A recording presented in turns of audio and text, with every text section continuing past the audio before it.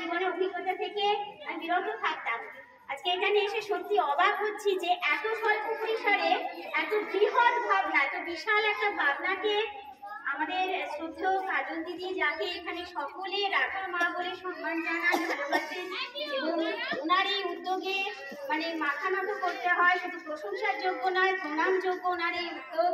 আর প্রদীপবাবু দীর্ঘ সময় ধরে খুব সুন্দরভাবে পরিচালনা করছেন নির্মাণ মূর্তির সাথে, ভীষণভাবে নির্মাণ মূর্তিটা পালন করে এই ফাউন্ডেশন শ্রীহরি শিবানী ফাউন্ডেশনের এই কাজ দেখে আমার বড্ড বড্ড বড্ড ভালো লাগলো। এখানে যারা রয়েছে অনেকেই আমার ছাত্রছাত্রীরা রয়েছে, আগে যারা এসেছিল এখানে অনেকেই রয়েছে, এই মুহূর্তে আমি দেখলাম প্রত্যেককে। তোমরা এখান থেকে কিন্তু এই একটা শিক্ষা বারবার রেখো জীবনে, যে আমাদের জন্ম কিন্তু হয়েছে নিজেদের জন্য না, যদি পরের জন্য একটা কিছু করতে পারি সেটাই জানবে আমাদের জীবনের সব থেকে বড় কাজ করা হলো। নিজেদের জন্য আমি নিজে একটা কিছু খেলাম, সাথে সাথে পাশে কাউকে একটু কিছু দিয়ে খেলাম, এই একটু একটু করে দেওয়ার মধ্যে দিয়েই কিন্তু আমাদের জীবন সার্থক হবে। আর প্রত্যেকের জন্য একটু কিছু করলে জানবে সেটা অনেক তার থাকে, সেটাই থাকে আমাদের জীবনের সব থেকে বড় পাওনা।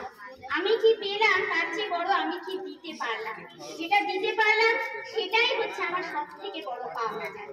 আমি নিজে যা পেয়েছি তার থেকে আমি কি কাউকে দিতে পেরেছি কিছু জীবনে, সেটাই জানবে আমার জীবনের সব থেকে বড় পাওনা হবে। যে আমরা যত বেশি দিতে পারবো তার মানে জানবো আমি কত বেশি পেয়েছি উপরওয়ালার কাছ থেকে। তাই তো উপরওয়ালা আমাকে সেই শক্তি সামর্থ্য দিয়েছে যে অবশ্যই আমি কিছু দিতে পারছি। এই কিছু দিতে পারার এই মানসিকতা যেন তোমাদের সবার মধ্যে একটু একটু করে বড় হতে থাকে, এবং তোমরা যেন সবাই আগামী দিনে এমন জায়গায় আসতে পারো যেন নিজেদের সেই জায়গায় নিয়ে যাবে যে শুধু আমি পাবো না, আমি পরকেও কিছু দেব।